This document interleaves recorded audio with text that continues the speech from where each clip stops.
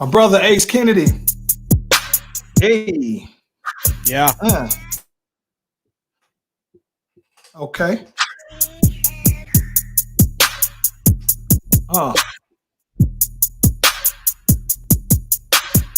Slash Brothers Podcast, the greatest podcast of the Slash Brothers Podcast, the greatest podcast of all time. Yeah. Hey. My brother Ace Kennedy. Live.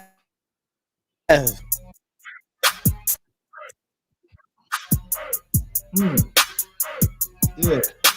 The Slash Brothers Podcast has of all the Slash Brothers Podcast, the greatest podcast of all time. Ace Kennedy. My brother, we're gonna fight through this lag today, man. Yeah. I am fantastic, bro. How about you?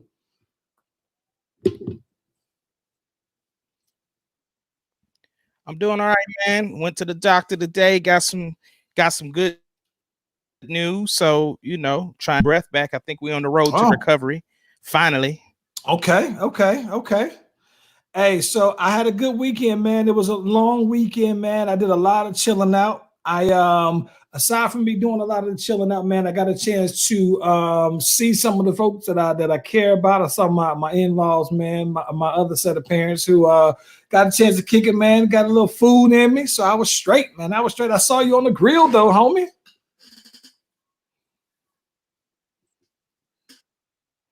Yeah, bro. I was out there getting it on the grill, man. I actually had a good fire this time. It was real good.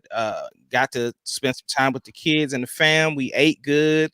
I think I just sat at the table because I was so stuffed. But outside of that, man, I got to watch a little man. Hey, let me ask you this. All that grilling you was doing out there, man, did you have them old man grilling sandals on or the shoes on that the old man do? And they said that the old man, the thing wearing these kind of sandals you ain't slinging on the grill?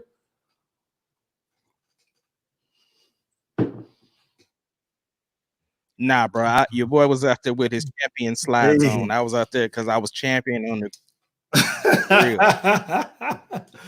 Champion griller, so you got to put the champion slides on. All right. Hey, man, so a lot of stuff, dog, that popped up, man. I was tripped out, bro, that I saw that one of the things that popped up on my timeline, man, I saw that out there in Houston and out in the Ozarks. They had some day parties out there, man. And it was funny because, oddly enough, you see a lot of times where you see something like this and you see like a Houston day party, all these black folks out there. But then all the Ozark had all these white people out there. And you think, all right, at first I was almost like, come on, black people, let's not be the first one out there. Let's not. Corona ain't going nowhere just because it's hot. It's nice outside though, man. But I was tripped out that how many people were out and about like that, man.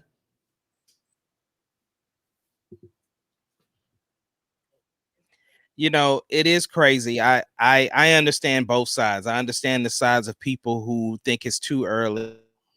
I understand the side of people about, it's one of those things that, man, as a people, we are very intimate.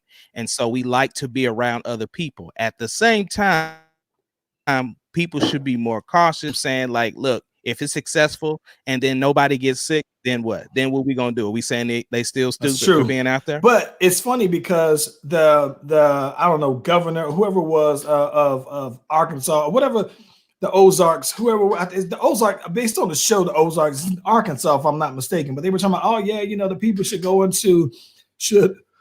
quarantine, for 12 days or whatever though. And the bad part about it is that I understand that those people can go out there and do whatever. But the big thing really is that, the issue I think people have with it is that, oh, it's fine. They go on out there and they're cool, right?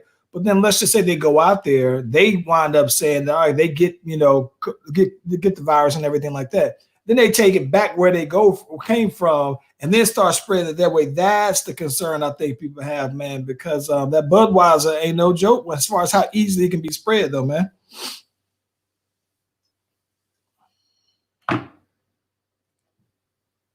No. I want that. I work public health. So I understand that how it could spread and the potential that they could really start a new spike. I get all of that. I'm just that people want to get out. I'm not saying that was a good idea by Right. any stretch of the means. I'm just saying that I know that people want to get out. I'm Yeah, saying yeah, that was yeah, smart. yeah, yeah. I think that was crazy, bro. The other thing that tripped me out this weekend was that I saw a picture of was it Chloe or Chloe Kardashian, bro? And bro looks completely like a whole different person, bro. I was blown away because I was just sitting there thinking like dang, I remember Khloe Kardashian having like the OJ Simpson jaw, right? You see her now, and it looks like she must have had some kind of. I just refuse to believe that that's makeup alone, though, bro. But I mean, jawline is so much slimmer, face is slimmer, everything about it looks like a whole different person. I was like, yo, is she trying to look like them women that maybe the homeboy Tristan was out there sliding out with though on the side, though, bro? And I'm pretty sure if you do a side by side comparison, there is some resemblance there, though, man. I was like, yo, crazy.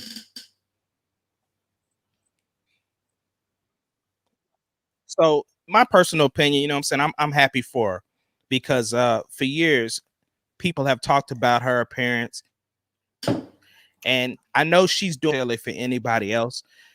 She has struggled with weight gain, and she's done those shows for people who have might be a bigger woman. So she personal for her. Ultimately, she still looks the same, beautiful girl. And I just think that she's doing this for her. So I'm happy about that. And at the end of the day, as long as she's happy, that's all. Yeah, I think the thing that I just kind of wonder though, right? So like I remember back when Cher used to get all of these surgeries, she would talk about them and everything like that. She wouldn't just pop up on you like surprise. You know what I'm saying? She was like, oh yeah, I just got this done. I just got that done. I'd be curious to see what she would say about that because the issue that I had, not even the issue that I have, I think that the concern that some people will have is that some people take what the Kardashians do and run with it as the trend or the it thing to do and everything like that.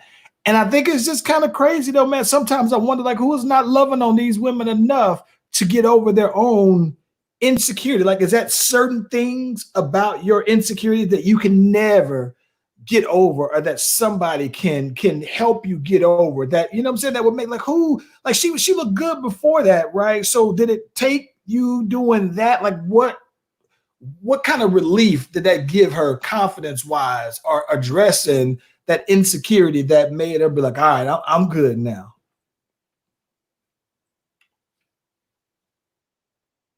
Yeah, but that's the thing. I don't think it's anybody's business to begin with. And for people that follow them and look at them as the gospel, what I'm saying? The thing is that she's obviously been hurt. We see how public her relationship is. We saw what happened with Tristan Thompson and the other relationships that she's has talked about, her feelings towards the way she looks about certain things, which is why she started some of those clothing lines that she did for bigger women.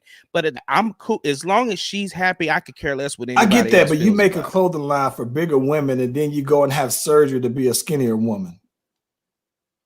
Kind of weird to me though, man. Like, kind of false advertising.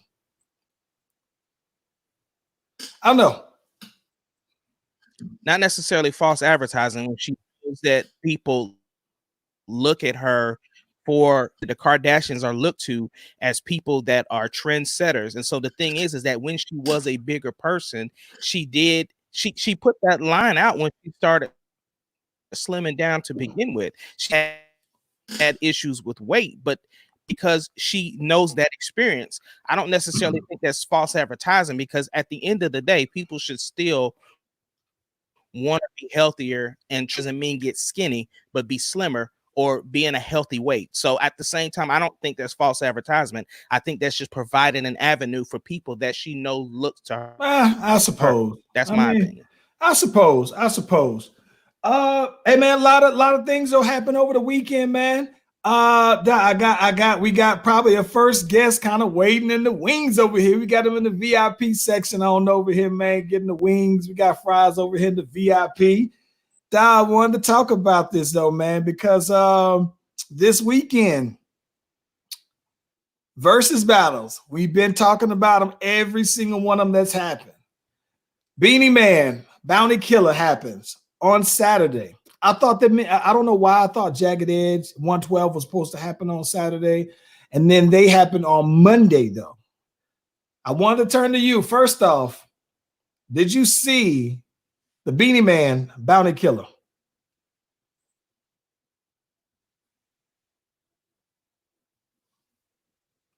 I did not. Interest of mine. I had no interest in watching it. So, you know, with as busy as my schedule is, man, I have to bide my time for stuff that's important. That unfortunately was not important to me. That's not my genre. And I respect those two gentlemen and know that they are probably big in their culture, but for me, hey, listen, man, I'm gonna tell you this. from one thing that I love, I'm gonna tell you, there's so much. There was so much to love about it. The thing that I think that was real dope about it is this. Two things actually that stood out. There was a point where right before they were about to get started, and I saw that there must have been like an incident with the police or something like that. They're coming on out there and everything. And I don't know if the police was trying to like step in or whatever. So Beenie Man is sitting here like, bro, tells a police officer nice and calmly, like, listen, bro, we got 500,000 people watching us right now. You know, you really want to be that guy to break up this $500,000 people checking us on now? They got everything set on up though, bro. So I was blown away at how the boy Beenie Man just calmly was like, nah, just beat it, man. Told the police, man, just walk it off, bro. We can talk after this, but right now this is a moment right here. So I thought that was super dope. I thought that the thing that stood out to me is that it was what I think Teddy Riley was trying to do with his set, where he had a DJ, right? He had the mics, he had all the other elaborative setup going on and everything, right? So they're sitting here going, and the funny thing about it is that you hear all of them crystal clear, right? I mean, they got two DJs up there at that point, right? So Beenie Man has a mic, you know what I'm saying? Bounty Killer has the mic. They sitting here doing their thing though, bro, and it was crystal clear. I was like, man, no technical issues whatsoever. No lag times, no nothing. I mean, it was completely flawless. And so when Teddy Riley was talking about, when the original thing was him saying, hey, I think that we should figure out a way to monetize from this one. If his goal was to do what they did, then I agree, because Beenie Man, Bounty Killer probably put on a show. Listen, let me stop right there. Let me try to see what's up, because I got some VIP jumping on here real quick. Let me bring in this VIP right quick though, man. We got him in the green room. Yo, what's good? What's up with it? Oh my gosh, this dude coming on here with the cowgirl jersey. Hey, don't do that to yourself. Don't do that to yourself. Hey man, did you catch the Beenie Man? Did you catch the Bounty Killer? I just caught like the last part. It was, without doing something. I didn't catch it till I started seeing it on Facebook and everybody's talking about it. I was like, oh, for real? I was like, I didn't think anything was going on because everybody was so hyped up about Jagged Edge 112. I agree with you, man. I was I was talking to the homie Ace, and he was like, yo, man, it's not really, I don't really get into reggae like that. So the Jagged Edge 112 one was probably the bigger, at least for, I don't know. So they had like 500,000 people that were on the Beenie Man Bounty Killer, but it wasn't 500,000 on 112 Jagged Edge. So I'm thinking maybe I was just wrong. Like maybe Bounty Killer Beenie Man was the bigger draw after all though, man. But it was like a packed house, and everybody who typically joined those things were all on there though, man. It was pretty dope. Yeah, thoroughly. I mean, thoroughly impressed. The reason why Jagged Edge and the the reason why the Jagged Edge and the 112 wasn't really jumping off like that though is because people jumped off once they started having all them sound issues. Like the thing was that people couldn't take a lot of that stuff. So, you know, I really went into this thinking that Jagged Edge was fixing to do their thing. And I'm gonna be honest, I think 112 took it because of the fact like you couldn't really on with Jagged Edge. So a lot of people just could not deal with that sound issue, so they jumped off. Yeah, I see what you're saying though, man. I think that the thing that I was tripped out on the most, right, is that like 112 has some songs that I completely forgot about. And so for me, like I kind of mentioned before, that my sentimental pick between those two would have been 112 because I personally just like them. But then I started I heard from the research department telling me that Jagged Edge has more hits than 112. And then I'm sitting here thinking, like, all right, well, 112 pulled out something that I wasn't expecting. They played some Biggie records, which to me, I think anybody who's still alive who did records with Biggie in person, that already is something to me.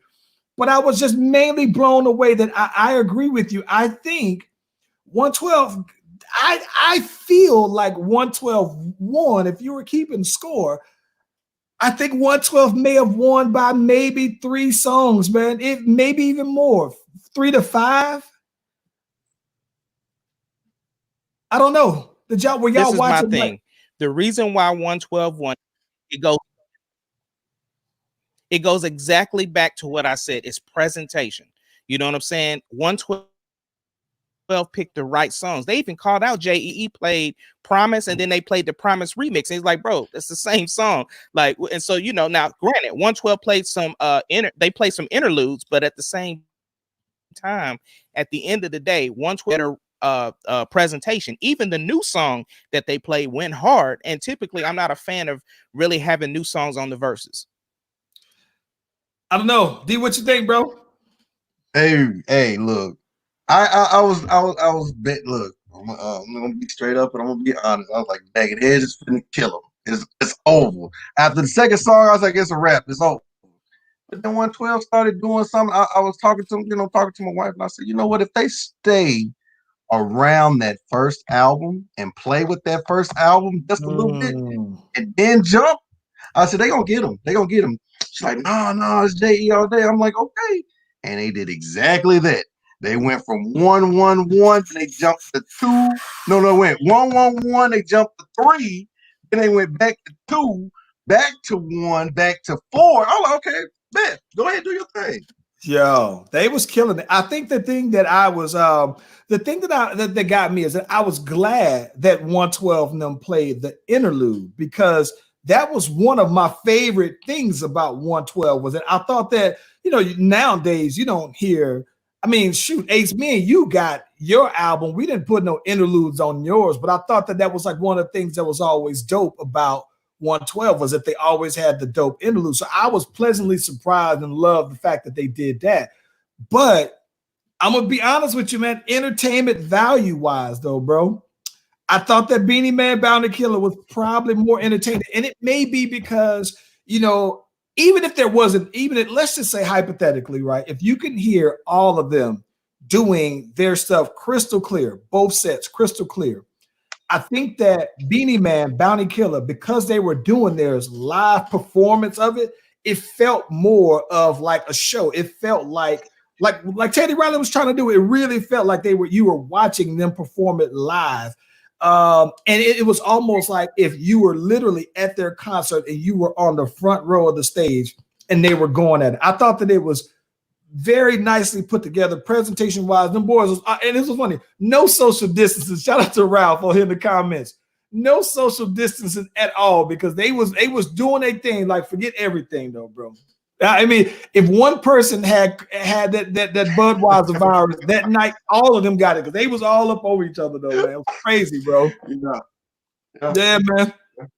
Real crazy though. But I think overall, though, when it comes to the 112 Jagged Edge, though, man, I definitely think that if I had to pick, I mean, Jagged Edge had a lot of ballads, bro. And I mean, they was like real slow for the most part. I mean, without the exception of maybe 2 songs, and after a while, it's like the shock value of hearing another slow song kind of dwells down because it's like you hear one, oh snap, it feels like I just walked out of heaven. Then oh, let's get married. Then all right, come on, goddamn, play something else. So they played their more up tempo songs a little earlier on. So going toward the end, it just left playing slow songs.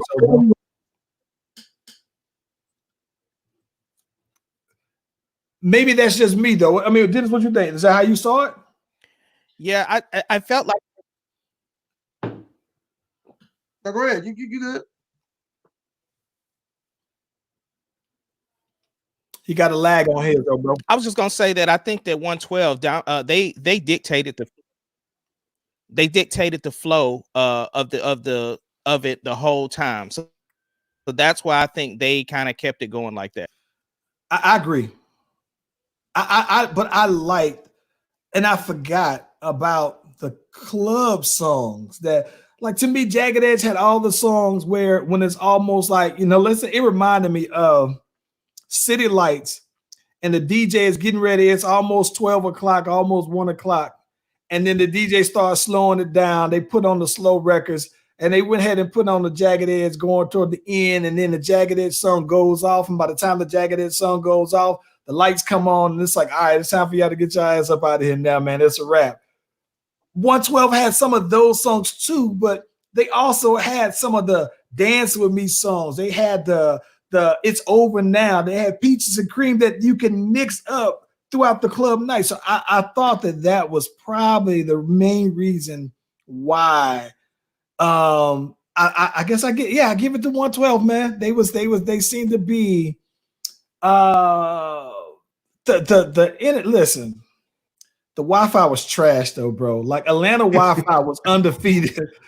Atlanta Wi-Fi was winning, bro. I was like, dog, they Wi-Fi was trash. And I guess once Jagged Edge's Wi-Fi was cool. And then once they brought in 112, it's almost like 112's thing just kind of drug it all down. It was just trash though, bro. But Atlanta Wi-Fi was winning, man, up until that point though, man. So I was just like, hey, yo, real crazy though, bro. Real crazy. Yo, so let me ask you this though, D, who you want to see next though? I mean, I would like to see that JT and Usher though. Ooh, I would want to see that. That would be something, bro. That would be something. I would want to see that.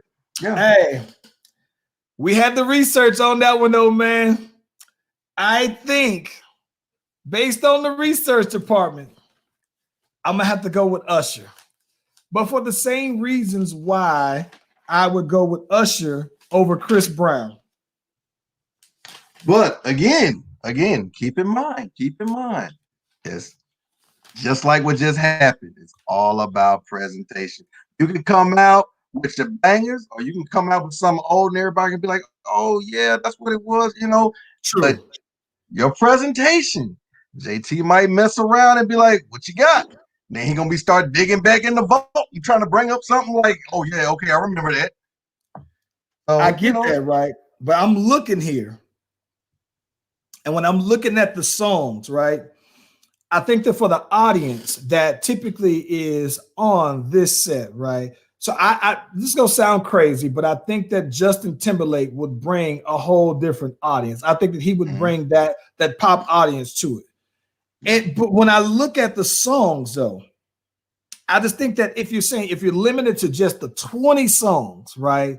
Like this is what I try to explain to. This is what I try to explain to Ahmad. I say, yo, the Usher's 20 songs that he would pick are the songs that just I know exactly what I was doing when I heard those. The Justin Timberlake songs are like that, but I'm just kind of wondering, like, how much are they like that? Like, do they got that same kind of feel as Usher though? Yeah, I get it. I get exactly what you're saying. You know what I'm saying? It's gonna be a clash. Ace, you'd be surprised about what? It goes back to You would be surprised because I think at the end of the day, it goes back to song selection. So the songs that we think play, he may not play them. He may play something off of that doggone album he did with Zaytoven. You know what I'm saying? Whereas Timberland and Justin Timberlake, I just think, man, all that battle, it's gonna be about the presentation and the song selection. And I think you would be surprised about the songs that JT would pull out that you would be like, oh, I forgot about this. Well, you know what? That's I'm just saying it's not that. going to be an slide that you make it seem like. You need to go back to the research. Let me tell you, well, it's funny you said that. We contacted the research department. The research department says suit and tie, mirrors, sexy back, my love, what goes around, cry me a river, rock your body, can't stop the feeling with Michael Jackson on that joint. I like the love. He got the song on Nelly's joint, Work It. Stone Love. Until the End of Time, and I had to slide in the Queen Bee on that one, by the way. Give It To Me, Nelly Furtado, Summer Love. 4 Minutes featuring Madonna. Ayo Technology, 50 Cent, Dead and Gone, T.I., Sierra, Love, Sex, Magic, and 3 Jay-Z's, Holy Grail, BBC, and Heaven, Take Back the Night, TKO, Filthy, Supplies. He got the song with Chris Stapleton. He got Tennessee Whiskey remix, That Girl. He got some bangers, bro. But I'm just sitting here thinking, I don't know if they give me the Usher feel, bro. Am I wrong? I'm a fan of both. I'm a fan of both, but it's all about the presentation. Who is bringing it at that moment in time? You know what that had me thinking of, though? That really had me thinking what I personally would want to do. I would want to see another predominantly R&B feeling album from Justin Timberlake. I don't want to see him make another suit and tie, but I would want to hear him do more of the R&B style Justin Timberlake than the pop style Justin Timberlake. I thought that's one of the things that I like that sound of him. He seems more soulful than to do certain pop songs. And it feels like that soulful side of Justin Timberlake comes out when he's doing those R&B type of songs, though.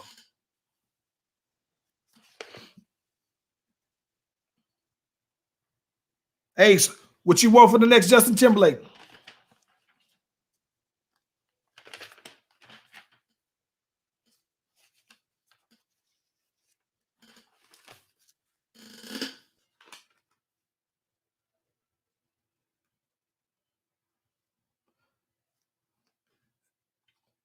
Hey, homie, your mic, listen, Ace, I can't even hear you there, homeboy. It look like you was breaking up real bad, or your mic is off because I can't hear you at all.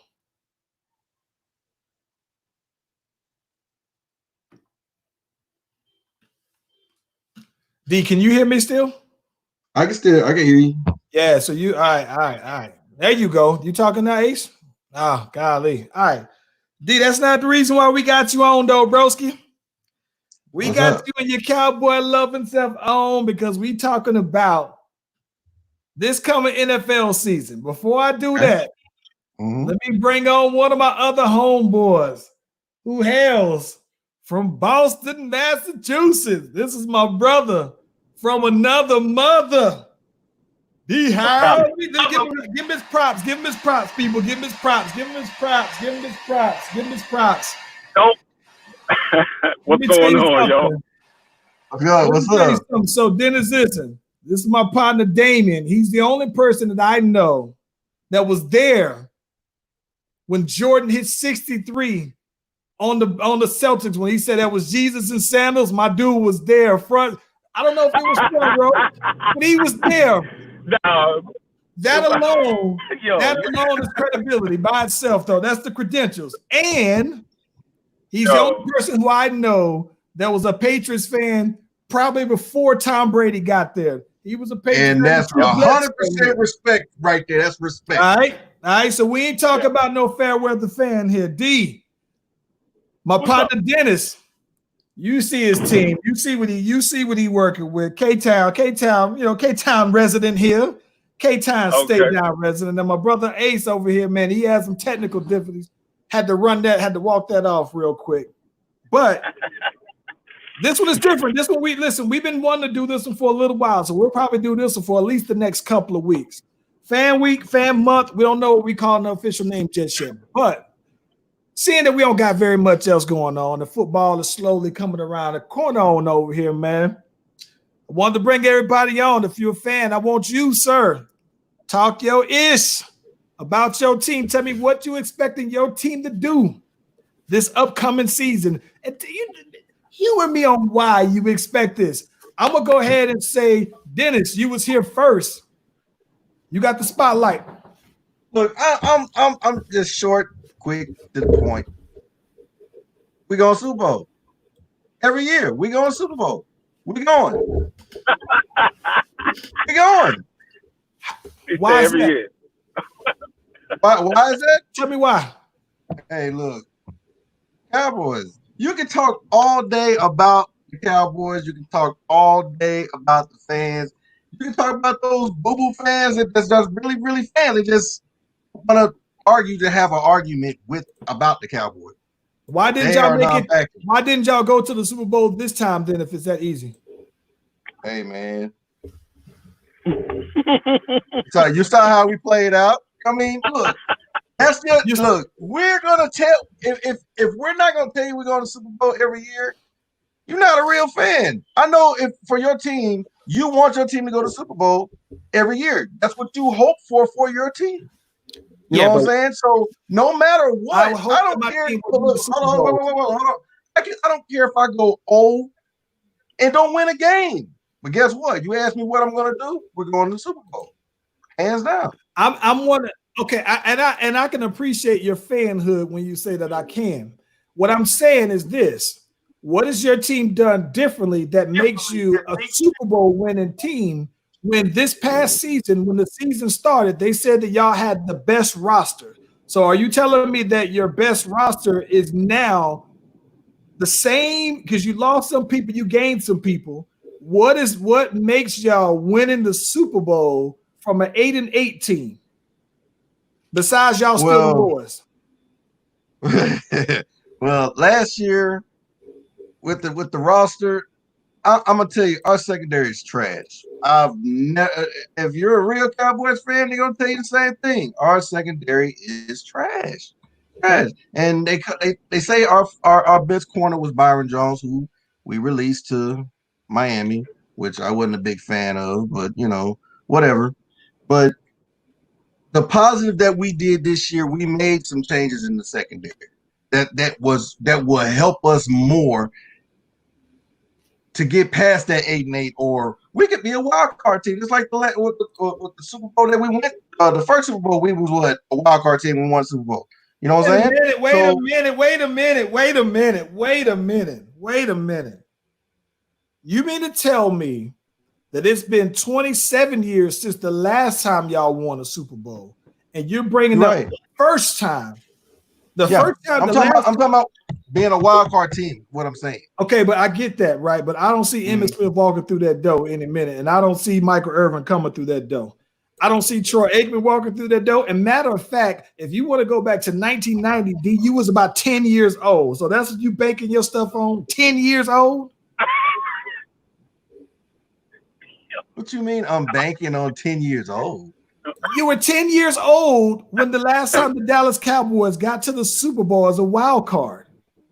Yes. You was 10 years old. So you think that this is the same team, the quality of a team that you was 10 years old?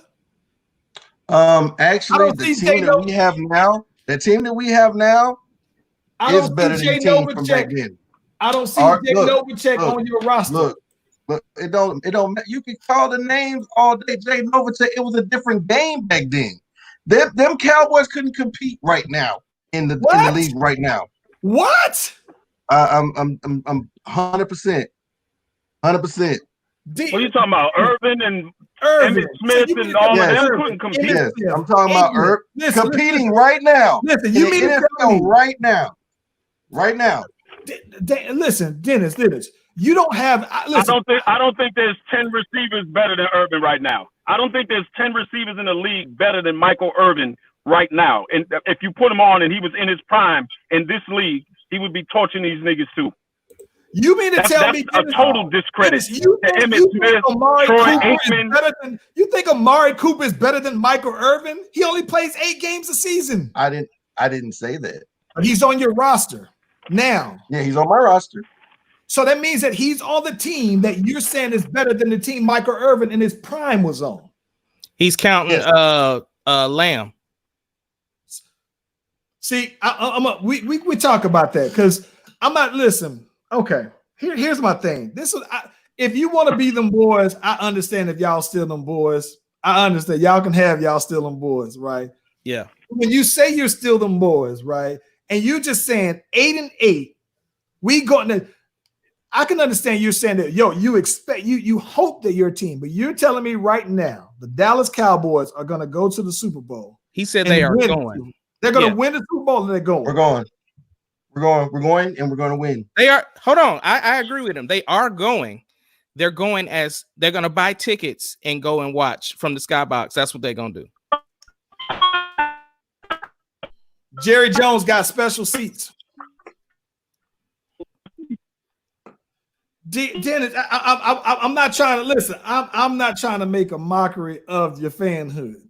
I am trying to understand the fanhood. I'm trying to understand what exactly are y'all going to do? Because the only difference that I can see is y'all got Mike McCartney, who, let's just be honest, he was the one who was putting together all those teams that were looking like crap after they won the Super Bowl. So y'all difference is y'all have Mike McCartney and y'all got CeeDee Lamb. Those are the people who I know. Gerald McCoy. Our defense, and it starts with our secondary. And I'm going to say it again. Our secondary was trash. I know my team. You know what I'm saying? I know my team very well. And going back to what I said about that's my personal opinion. Okay. You have a personal opinion the other day? Yeah, I agree. Exactly. I want to understand. Hold on. I'm trying to give you that understanding. That's how I feel because I remember back when I was 10 years old. I understand the game of football. I understand all of that. You know what I'm saying? At 10 years old. You don't remember. You don't know football like 10 years old, bro. Stop playing. I know football. Stop lying, dog. Stop. Bro, that's the stuff. I don't know no other sport. Dennis, that's what when people say, listen, Dennis, I just want this what I want to tell you. When people say the Dallas Cowboy fans are disillusional, they're talking about what you just said right now. So you mean to tell me that Dennis is delusional though? So this is my thing. You may have gone back and watched tape of the Cowboys, but you can't sit there and tell me I remember the Cowboys from when I was 10 years old winning the wild card. Bro, I'm a fan, bro. I'm a fan. I can tell you about Houston. I can tell you about the Oilers. I can tell you about it all, bro. I don't forget nothing when it comes to football. I know football, bro. 91 state champs, Killeen Kangaroos. I was there. I can tell you everything about it. I was 11 years old. I can tell you everything, bro. And some people got the memories like that. I have memory like that. I can tell you. Dennis, what I'm saying is I'm trying to understand, right? What I'm trying to understand, and you don't have to try to. I'm not trying. You don't have to convince me of nothing at all. I'm not trying to convince you. I know what I know. I'm trying to see is that I'm trying to understand. I'm trying to understand the thought process. I'm trying to understand. What help me understand if y'all were 8-8 last year and didn't make the playoffs last year, right? What is it about that 8-8 team now makes y'all winning the Super Bowl? Not hope.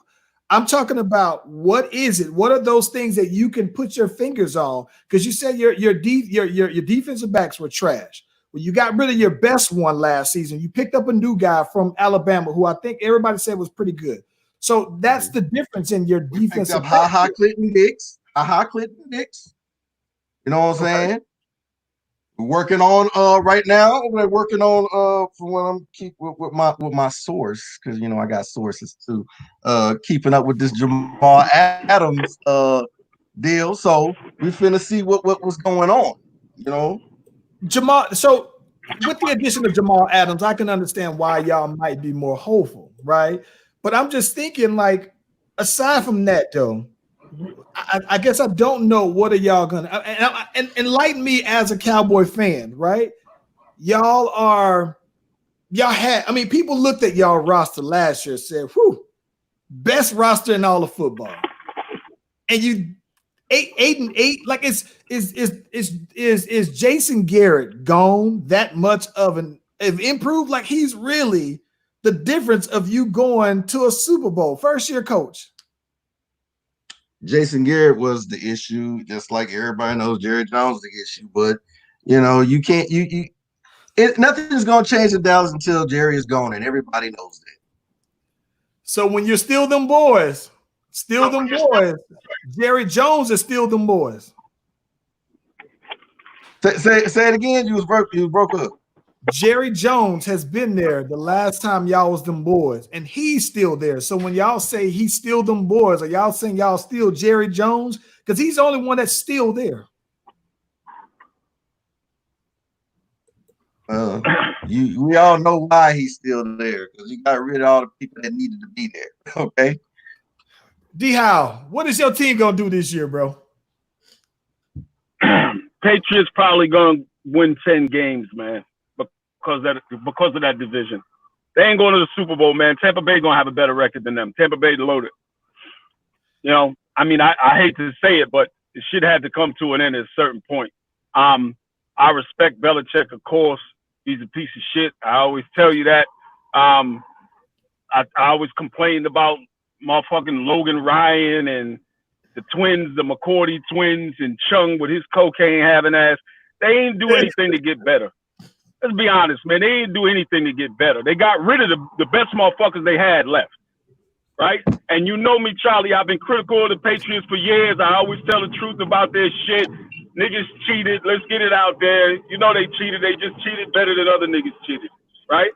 But right now, looking at that squad, I think the Patriots might win 10 games. Their division got a little bit stronger. You know, New York picked up some cats. Dolphins picked up some cats. I don't think they're going to win the division the way they've been doing it. You know, I just don't. I don't see it. They don't have really anybody on the offensive side of the ball except Edelman, and I don't expect Edelman to stay there much longer. You heard that from me. I don't think Edelman's going to play the whole season. I don't see how Edelman would be, why he would stay, being so much older than everybody else. And I look at it like this. If he was dropping balls and barely getting open with Tom Brady, who knows the offense like the back of his hand, like what is he going to do? Maybe Stidham's better than everybody else knows, basically. If they were willing to just say, all right, we'll let him walk. Stid's good. So no Super Bowl, Super Bowl win. Nah, no Super Bowl mod. Let me say what's up to you, big bro. It's been a while. I ain't get a chance to say what's up. You know, shout out to FTMG and all the things that y'all are doing. But look, the Patriots it's a rebuild process. And to be honest, I'm 50 this year, bro. I ain't seeing them winning another 6 Super Bowls before I check out this rock, bro. I just don't see it. Another 6 is tough. I think y'all boys got spoiled with them championship rings, though, man. It's going to really tell you. You know what, though, to be honest with you, I think that this particular season won't tell you if it was more Brady or Belichick, right? I think that, to me, everything lined up for the Patriots for the years, because I think that they had Belichick, Brady, and their division has been weak for at least 10 of the last 10 years. Right. Well, here's the thing. I think why the rebuild will fail, honestly, I think it's going to fail because if Brady left, and obviously Gronk conspired with Brady to go to Tampa Bay. I mean, come on, that wasn't an accident. I feel like with all of the people who left, there was a mass exodus from the Patriots this year. And Belichick's always been, known to not pay his players. That's the complaint. And if all of those star players left, who in their right mind would want to go there with all of them gone? Well, I just don't see it happening. Patrick Chung they just extended Chung. I mean, their defense is still there. Nah, here's my thing. Here's the misnomer. Last year, the Patriots had the number one defense for 6 games. After they started playing teams with an over 500 average on, over 500, they were getting torched. That defense was a joke, dude. I mean, you could say whatever you want to say, but what happened in the games when they played Henry? He ate them up. I can't even think of Lamar Jackson when come on, man. Every time they played a mobile quarterback that had a run pass option type of offense, Chung is old. The McCourty twins are old. And here's the thing, of course, Patrick Chung re-signed with them. They just dropped his drug charges, and who else was going to pick up Patrick Chung at a decent way? He can't go anywhere else. Nobody wants him. Hey, so here's my thing, though. You said that after they played some teams that mattered, their defense started to stink up the block. Dennis, last year your team was looking good when y'all was playing that started the season, and then y'all boys start looking bad. Looking terrible. That division is the same. Other teams haven't. Listen, y'all are gonna play against the Redskins. Those should be 2, right? The Giants should be 2. I saw somebody that said that they thought that what was his the cat who used to play wide receiver? He's on NFL Network, said that he's expecting the Giants to win the division. That's what they expecting this year. Hey, I'm gonna tell you that this is what I think. And I'm going to go ahead and put it on out there. I looked at my team's schedule. And when I look at my team's schedule, I think that we wouldn't go any less, provided Drew Brees is healthy for the entire season. I think that we got at least 10 wins. I think that at best, I think that we would go 13-3. I think that what would end up happening is that the Saints or the Bucks will be 10-6 or 13-3. If we're 13-3, that means the Bucks are going to be 10-6. If the Bucks are 13-3, then the Saints are going to be 10-6. I think at a minimum, I'm looking at our schedule and I don't see any games where I don't think that they're winnable. What they're games where we just can't win all of them, right? But just because nobody goes 16-0 like that, right? I kind of look at my schedule and I think, I see a couple of games that are divisional games where I would toss up one to the Falcons just because I'd give them that. But I think that when I look at some of the games and everything like that we have, I mean, we got the Bucks right off the cuff with Tom Brady. So let's say if we split one there, I'd like us over the Raiders. I like us over the Packers just because I think that Drew Brees is better than Aaron Rodgers. Detroit, I just don't think they got enough. The Chargers are going to be starting a rookie quarterback. The Panthers are going to be starting Teddy B. And while I like Teddy B, I just don't think the Panthers can beat the Saints because they're rebuilding, which is funny because then we play the Bears, right? And I couldn't see the Saints and Drew Brees losing to Mitch Trubisky or Nick Foles for that matter. And then we got the Bucks again. 49ers is going to be a good game. Falcons, Broncos got a second-year quarterback. The Eagles. The toughest games that we got, to be honest, are the Chiefs and the Vikings. And for some reason, bro, we just play up and down. We got it's almost like the Vikings have had something against us over the last couple of years. But even with that said, I think that at best case we can go 13-3, nothing less than 10-6. I think no Super Bowl. I'm gonna be honest with you, man. I think that the Saints are a Super Bowl quality team as it exists right now. Primarily because I think that we've addressed all of our areas. I gotta stop you. You just badgered this man for 15 minutes to make a prediction on his team. Said yes. Sure did. So I'm gonna tell you why. My team, listen, I will tell you that because I'm honest, right? I think that my team has even the last 3 years when we've had the Minnesota Miracle, all these other things. I thought that every time something's weird happened to us, when we've had these pass interference calls, blown pass interference calls, there were still opportunities for us to win. And had we executed just that much more, right, that one time, we wouldn't have to put it in position of the officials, right? So I think that for the last 3 years, I thought that we've had teams that are Super Bowl teams, right? I think this year would be even more of a case that we're a Super Bowl team because all of the issues, all the areas that we needed to address, we've addressed them. We got Emmanuel Sanders, who now should free up some with Michael Thomas out there to catch more balls. I think that he'll probably get another 125 balls this time. I think that we addressed our offensive line in the draft. I think that we got Malcolm Mitchell back on out to secure our defensive backfield. So yeah, I think that we're better. The only thing that we haven't really found a replacement for Mark Ingram, that real bruising back. But I think that our roster in itself is better than it was last year. So the reason why I'm cautiously optimistic is because we've just had these things over the last 3 years where had those things had not happened, we should have been in the Super Bowl 3 straight years, as far as I can tell. This season shouldn't be any differently. I think that together. Yeah. So you're going to the Super Bowl, is what you're saying. I think that we are going to the Super Bowl. Yes. I think that our team is as good, if not better, than the last 3 seasons that we've had. And I think that we've addressed more over the past 3 years. I think that we only got 2 more years of that kind of window, because then we'll be in that position like the Patriots, where I thought that ever since Drew Brees has been on the Saints, we've been at least contending when we've had Sean Payton. But I think that, given that Casey Hill is still fairly new, I think that he should be good, but we'll probably go through that period where it'll be the ups and downs and everything like that, very much like the Patriots are going through right now.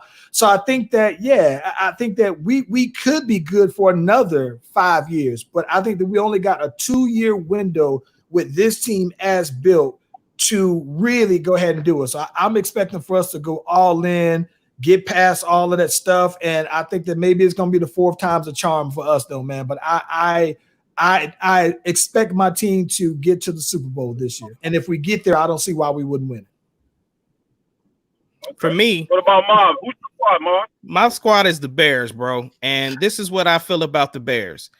The Bears are a team that I love our new coach. I love our defense. Right now, we have an identity crisis when it comes to offense. You know what I'm saying? Mitchell Trubisky, they don't show the confidence in him. So the fact that they're not showing confidence in him, he's not going to play with confidence. And I think that messes us up this year. We have an identity crisis when it comes to offense. Defensively, I think we're going to be solid like we were last year, but our defense they're not going to win us the games like that. We still need an offense to be able to score. So at the end of the day, we're still sitting ducks, man. That's what it is with the Bears. I think the problem with the Bears is that y'all need your defense. So I think that statistically the Bears defense is probably better than what the numbers say. I think that they're just on the field so much because of Trubisky. It's like you can't leave them boys, as good as they are. You can't leave them out there that long, because at some point they're going to get picked off. And I think that the Bears seem to be having this battle of attrition during the game, where it's like that's your defense is your strength until they're on the field the majority of the game, though, bro. Yeah, but you got Nick Foles, though, man. So even with that said, how far into the season do you expect Nick Foles to take over for Trubisky? Bro, Nick Foles is trash, bro. If Nick Foles was that good, he wouldn't be hopping around from these teams to teams. Forget it. Like, he fit the system of the Eagles. That's what it was. That's why he was successful. We should have picked up Cam Newton. I think Nick Foles he's just been unlucky, though, bro. I don't think that he's changed, because even before, he had a good season his first couple of years in the league, and then somehow he got injured, went to the Chiefs. The Chiefs had Alex Smith, so he went somewhere else. That's how he got back to Philly. But I think that he's just been having some unfortunate break. I don't think he's completely trash, though, man. I think he's like the premier backup, though. I like Trubisky. I like Trubisky too, but at the same time, Nick Foles should have stayed with Philly. He fit that system. The moment he stepped out and went to these other teams, he got exposed. The thing is that he's one of those systematic quarterbacks that fit a certain system. So when he left the Eagles, that exposed him. Mitchell Trubisky is a good quarterback. He has to be healthy. And the thing was, he tried to come back too early last year, which caused him to continue to have issues. Trubisky's first year, people was like, yo, where was this dude at? Who is this guy? And if he would have maintained that momentum from his rookie year, we would be further along than what we were. He came back too early from injury. So let me ask you this though: seeing that the Dallas Cowboys, seeing the Dallas Cowboys don't want to sign the boy Dak, would you want to see your team go out to Dak next season? Because Trubisky contract is going to be over, and they haven't extended him yet, right? So Dak's out there on the free agency. Cam Newton's out there on the free agent market. Do you want to see Dakota Rain Prescott as your team starting quarterback? Man, I would take Cam Newton easily over Dak. That's the reason why the Cowboys haven't signed him, because they don't want Dak. Dak is a good quarterback, but again, it's one of those things that he needs to be in an offense that is built around him and not, Jerry Jones is the type of person that he wants the team that he wants and not necessarily building stuff around the personnel that he has. Everybody gets it. Everybody gets it. But them. Listen, Dennis, what is the? Give me your assessment of Dak Prescott. He listens too much. Me, I'm like this. You out there on that field, you got your audibles. You know what to do on the field. The coach is not with you on the field. Okay, know what I'm saying? Yeah. This is just how I feel. I mean, because look, if you see that your I ain't gonna say your one, say your two is wide open, you throw the ball to him. Quit trying to press the ball to Amari Cooper. That's all. You triple coverage, dude, and you still throwing the ball over there. Why? Quit listening to them. Well, listen, is that Dak Prescott's fault, or is that just Amari Cooper's fault from being disguised as that dude and he's really not that dude? That's money. That's money. Y'all just paid him $25 million a year, $20 million a year. Shouldn't you be able to throw it to him in a double team? Because I think that if you throw a double team to Michael Thomas gets triple team. Julio Jones gets triple team. All these other dudes who I consider top 5 wide receivers at a minimum are double team, and they still make the plays. So my thing is that Dak, he was trying to get the ball to Dez, right? Because he thought Dez was that dude. So now here comes Amari. He's trying to get the ball because if he is that guy, he should be able to pull it down and make a play with it, though, right?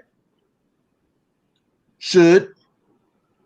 You know what, Charlie, and the rest of you guys, Charlie, if you remember my assessment of Dak Prescott when we were talking with Ben, I think he suffers from the same issue that what's the Browns QB's name? Ahmad, I know you know his name. Baker.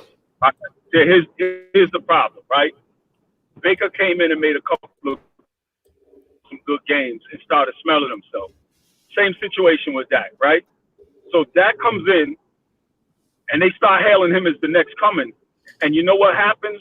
These dudes actually start believing that they can throw a football through a Cheerio or through a little hula hoop. And he's not even up on his craft. I think Dak Prescott, and I said this to you, Charlie, I said it to Ben, the dude is absolutely overrated, and I say it in this sense, he's done nothing. Baker Mayfield has done nothing.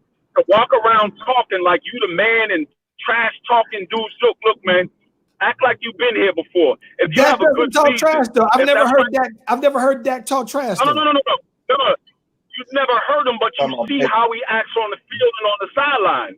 You see how he acts when he screams. Look, you can't grab somebody's shoulder pads and scream in their face and you threw the ball 5 feet over their head. You can't do that, bro.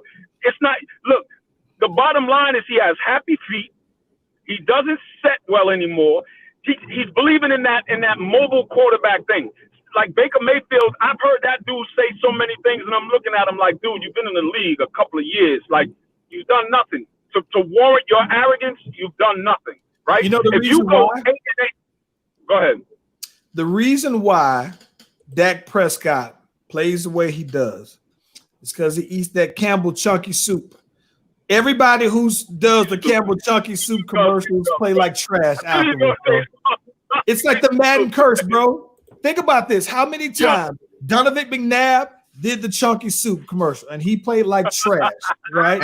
Ain't no more Madden curse, so you can't say Madden curse anymore. It's the Campbell soup curse, bro. Yo, he ate Campbell soup and went to the Super Bowl. He lost, but come on now, you can't do Donovan like that. Donovan ate the soup and went to the Super Bowl. Saquon Barkley ate the Chunky soup and got hurt, bro. Yo, Tell me the last man. look at the last few people who done a Campbell's Chunky Soup commercial, bro. And all of them plays like trash or they get hurt. It's almost like the Chunky Soup is the equivalent of the Kardashian girls for basketball players. Like once you see them link up with them, Devin Booker was with Kendall Jenner. And then you gonna see Devin Booker was with Kendall Jenner. If he's with him by the time the season starts, you gonna see that boy Jumper fall off. Y'all gonna be like, "What the hell, Devin Booker didn't get out of though, man?" That boy Jumper gonna fall off before y'all know. Watch what I tell you. So Michael Thomas did not eat this soup, then. Listen. Go and look at how many people have done Campbell's Soup commercials and see what happens in that same season, bro. He started this all the way out. What happens, bro? Hey, Michael Thomas is next. Michael Thomas is next. Michael Thomas ain't on them commercials, bro. He next. Nope, he ain't on them commercials, bro. We keep him away from that one, though, man. Listen, so let me ask you this. Where do you think, so the contract between your boy Dak, right? What do you think is holding up the contract, right? He want that 5th-year option, man. I thought he did want that. What is it? So what? So you got your Cowboy sources out here, right? Tell me what your sources are telling you about this contract that these boys is trying to offer me. What's holding it up? Well, they have no clue because they wondering like everybody else trying to wonder, like what's really going on. The only thing they can get is what they keep pushing out every 6 hours. Let me tell you what I think. I'm gonna tell you what I personally think, right? So what I think is their issue, right, is that Kirk Cousins, right, went out and got $80-something million, fully guaranteed. He signed the dot. It was how much he was guaranteed, regardless of what happened. It wasn't one of those like how Cam Newton signed his deal and how Andy Dalton signed this deal where they said, oh, you got a guaranteed contract. But one of those provisions is that provided you are on the roster on June 1st, right? So they cut you don't get that money. So I think that the reason why they're running into this issue is because there's the specific language. I think that what Dak's probably saying is that two things. Dak doesn't want to look like Andy Dalton, doesn't want to look like Cam Newton, but more than that, right? The league is about to do the same thing that the NBA did, where 4 years ago, the NBA minimum, the average salaries for players were like 15 million, 24 year high best players. And then this new league money came on board. And then you see now some Solomon Hill gets a big contract of like $15 million a year. And you look like, who the hell? He averaged 4 points a game. And it's the new normal, the new minimum. So I think that what Dak Prescott's folks are basically looking at, they're saying, hey, the league is about to get a new contract. So what they don't want to look like, if Dak Prescott they're talking about, let's say if you said 37 million. Well, Aaron Rodgers makes 25 a year. And when Aaron Rodgers got 25 million, everybody was like, whoa, that's a lot of money. So I think that what Dak's looking at is he's looking like, I don't want when this new league money to come around, that people look at my $37 million like how people look at Aaron Rodgers' $25 million now. So he's trying to get paid not off of being the highest paid player right now, but him being the highest paid player right now in 4 years might make him look like middle of the pack. That's what I think the issue is that I would think of. And I think that the 5th-year option is what Jerry Jones number dangling out there to say, oh, well, we'll give you a 5th-year option. But Dak's like, well, that's fine. But give it to me I heard them say 45 million, because then 45 million would still keep him along the line of that league, what they project that the league possibilities could be. Because at the end of the day, you got Lamar coming, you got Deshaun coming, you got all these other players who probably are going to be better than him. And so that middle of the pack will look different in 4 years. And that's what I think the issue is with Dak, though. You don't think Lamar Jackson's better than him now? I think Lamar Jackson is way better than him right now. And I would take Lamar Jackson any day over Dak Prescott. I think that tell me what's Dak turning down? How much money is Dak turning down? I think that Dak isn't. This is the thing about it. Dak isn't turning down nothing. Dak's like, listen, these offers that they're offering him aren't even reasonable compared to what Dak's looking for. Because here's my thing. If you're Dak, your case for this is that you're saying, hey, I got rookie of the year. I've been to 2 Pro Bowls. And you waited for me to get to the very end of my contract. So you didn't extend me 2 years ago. You were trying to wait and see. At least Jared Goff and them 2 years before their contract ended. Carson Wentz 2 years before the contract ended. They extended them. So that was your time to get the discount that the Cowboys are asking Dak to take right now. So Dak's like, listen. But what are they offering him, Charlie? Because I need. You just turned down. They offering like 35. I think they're offering Dak. They're offering 105. It was 106. About 105 over about 3 years. The guarantee part, maybe 4, maybe the 4, but they're looking to give him somewhere in the average of $33 to $35 million a year. The issue then becomes the last year. Yeah, you broke up. But he's turning down $35 million a year. He's turning down $35 million a year because of the language behind $35 million. Not just turning down. See, what happens is that Jerry Jones, like Dennis said, every 6 hours, you hear the Cowboys and them talking about, oh, he's turned down this contract. He's turned up, but they're not talking about the specifics. Right. What Dak is saying is that the same way Kirk Cousins got all of his money guaranteed. So when Jerry Jones overall 105, not overall highest paid player. What Dak is saying is that if you're going to give me 106, I want all my 106. When I sign this dot, I don't want there to be any question of when I show up that this is my money. Mm-hmm. And I think that what Jerry Jones understands is that they would say, well, you be the highest paid player by annual contract value. But Dak's like, forget that. Tell me what's guaranteed. Because Kirk Cousins just got away with a killing for the last 5 years.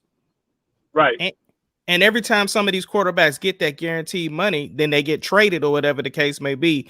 Dak is at the end of the day is taking care of himself because the Cowboys haven't taken care of him to this point. The thing is that, again, they waited to the last minute to want to do these contract negotiations. And he just saw that his running back just got paid. So you're going to pay me. If I'm the person, if I'm the one out there taking the most risk, y'all going to pay me. Bruh, if you can pay Amari Cooper $25 million for 8 games. Really? 8 games? That's what we doing out here in these streets. If you can what I used to say to you. Go ahead. No, if you can pay DeMarcus Lawrence $25 million for 2 good seasons, and then he bombs it out this time around. I mean, you done already overpaid everywhere else. And here Dak is saying, I'm already out of my contract. You already had your discount because I'm a 4th round draft pick. So now you want me to take a hometown discount. And if I'm Dak, I'm thinking like, bro, well, we could have had this conversation 2 years ago and we'd be straight. Right. And then don't even say if he get hurt, then what? He don't have that guaranteed money. He get hurt. He has to make sure that he's taking care of himself at the end of the day. So I'm not mad at Dak at all. Again, I hope they pay him $50 million a year. They won't. I hope they pay Dak $60 million a year for 5 years, bro. I hope that they pay him so much money that they can't even afford to pick nobody else up over the next 5 years. Now, that's Dennis, I got hate the Cowboys so much, though. Dennis, I got a question for you. Would you want Dak to sit out and see what Dalton does for y'all?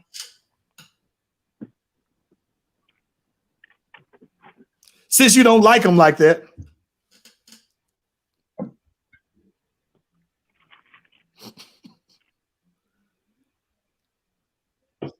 Okay, listen, I was like, is he quiet or is he just okay? He breaking it. Okay, I thought he just got quiet over there. I was like, okay. We can't hear you, D. But yeah, I at the end of the day, I just want Dak. If he doesn't get paid, I want Dak to sit out. Pay the man. Listen. You don't understand. I would love. So you know what? Exactly. This is what's going to happen. I think that you don't see this happen when a quarterback sits out, right? But I think that what would be interesting though, right? So the Ravens, right? When the Ravens won the Super Bowl, they paid Joe Flacco, and once they paid Joe Flacco, they were unable to pay anybody else on the roster. So the team wiped their team. That's why they trying to play. They're trying to be smart. That's why they went got Andy Dalton. But this is my thing. I understand that. They went got Andy Dalton for their insurance policy. Is he that much of an insurance policy? No. But here's what No. I'm saying though. My big thing is No. when I say that, I say wouldn't this. because It's like you if you're Andy. go ahead. No, I'm not an Andy. No. You sound like an Andy Dalton fan over here, bro. I ain't know there was an Andy Dalton fan up until right now. I've never heard anybody say, "Dog, I'm a big Andy Dalton fan." You can't hear me? I can now. Yeah.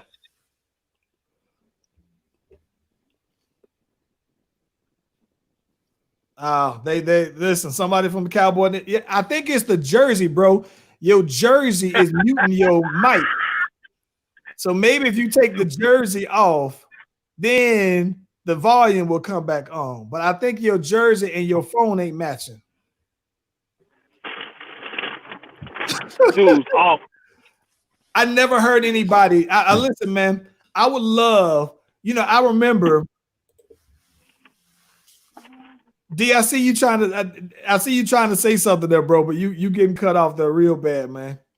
Listen, man, I think that with all things considered, though, Ace, I agree with you, man. I would love, since the Cowboys love to be a headliner, though, bro, I would love to see Dak not show up. I would love to see Dak miss some games. I want to see them go ahead and go with their insurance policy as long as they can. And if I'm Dak, I would sit out for as long as Can you hear me now? Bro. Can y'all hear me now? I can hear you now. Nope, you still got the jersey on. That's why the volume ain't going, bro.